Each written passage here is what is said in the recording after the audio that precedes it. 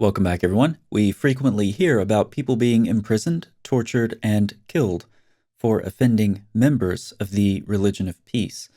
The penalties for insulting Muhammad are often swift and severe, and they occur in both Muslim and non-Muslim countries. While there are numerous problems with all of this, there is a fundamental problem that is frequently unaccounted for. If this problem is fixed, then penalties for insulting Muhammad will simply go away. Yes, you heard that right. People everywhere will be able to freely criticize Muhammad. To understand what I mean, let me make a comparison. Imagine giving someone a magnificent, beautifully wrapped gift, and then expecting them not to open it. Similarly, imagine knowing what Muslim sources say about Muhammad and then not reviling him. The Muslim sources make this too easy. Here's the problem. People who insult Muhammad just cannot help it. I'll give you two examples and then we'll talk about the implications this should have for Muslims encountering criticism of their prophet. These examples will be familiar to you, so we'll go through them rather efficiently. Did I say two examples? I meant 20. According to Muslim sources, for the first 150 years of Islam, Muslims nearly universally believed that their prophet recited satanic verses. Muhammad's satanic inspiration is comparable to absolutely zero actual biblical prophets. Muhammad is in a class of his own, in many ways, actually. According to Muslim sources, it didn't take Satan to overpower Muhammad. A Jew and a simple hairbrush will do. And that's how Muhammad was bewitched. According to Muslim sources, Muhammad's recitation confirmed both the Torah and Gospel. But as many have noted, the Quran shows no substantial knowledge of what the Torah and Gospel actually are. It does, however, frequently mistake rabbinic legend and Christian folklore for the scriptures of the Jews and the Christians. These are just a very few examples to which many could be added. See the video playlists on my channel.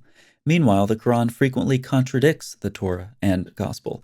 According to Muslim sources, Muhammad spoke other languages, including camel. No, wait, he snorted like a camel when receiving his revelations. If the Quran and Hadith frequently seem no more intelligent to you than a camel snorting, now you know why. In spite of claims about miraculous scientific knowledge in Muslim sources, according to these same sources, Muhammad had an absolutely ridiculous understanding of what makes babies resemble the parent. It depends on which parent finishes first. In spite of claims about miraculous scientific knowledge in Muslim sources, according to these same sources, Muhammad believed one fly wing contained a disease and the other the cure. According to Muslim sources, Muhammad let assassins kill people who insulted him. According to Muslim sources, Muhammad told his followers to circle a pagan shrine and kiss a pagan rock. According to Muslim sources, Muhammad forgot the Quran, forgot how to pray, and forgot the night of power. According to Muslim sources, Muhammad had sex with women because they were his property. But according to Muslim sources, women are good for more than just that. For example, Muhammad told women to breastfeed adult men to ease sexual tension.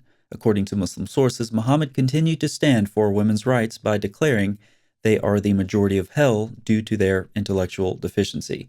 According to Muslim sources, Muhammad advanced women's rights even more when he did not defend the woman who had been beaten so badly her skin was obviously bruised. According to Muslim sources, Muhammad advanced baby women's rights when he expressed his interest in marrying a baby. Fortunately, Muhammad died before she was old enough to play with dolls and thus to marry and consummate the marriage. Speaking of consummating marriages with girls who play with dolls, according to Muslim sources, well, you know what Muhammad did to little Aisha.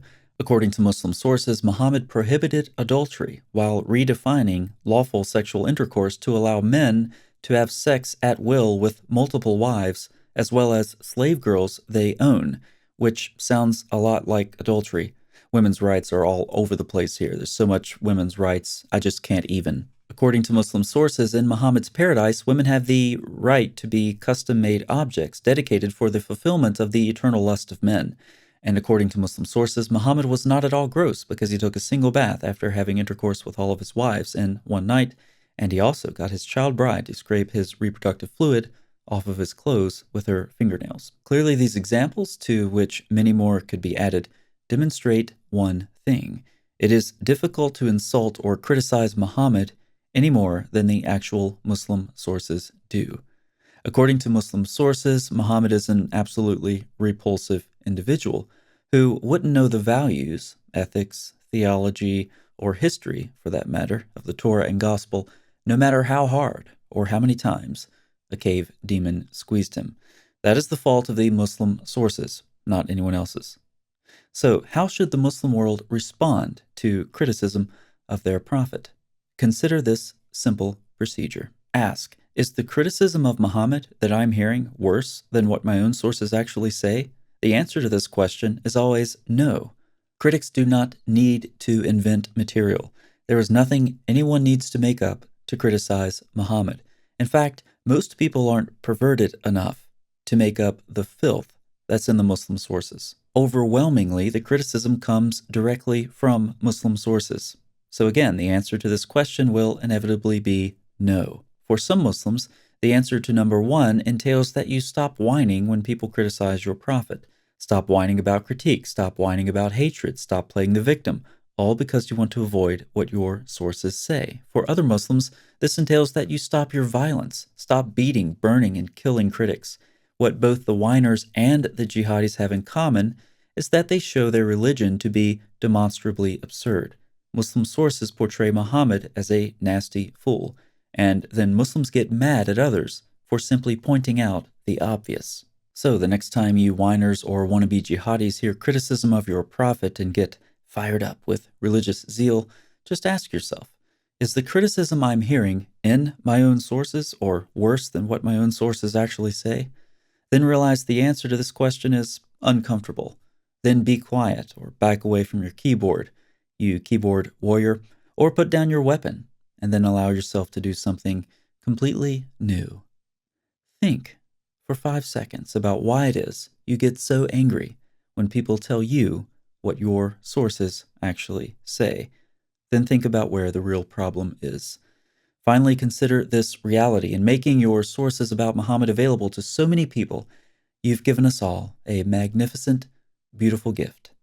Surely you don't expect us to refuse this gift, do you? So when you hear us reading your sources back to you, think of it as our gift to you, from all of us. However you react to criticism of Muhammad, keep one thing in mind. This is a gift that keeps on giving, and we'll make sure of it. Thanks so much for watching. I'll see you next time.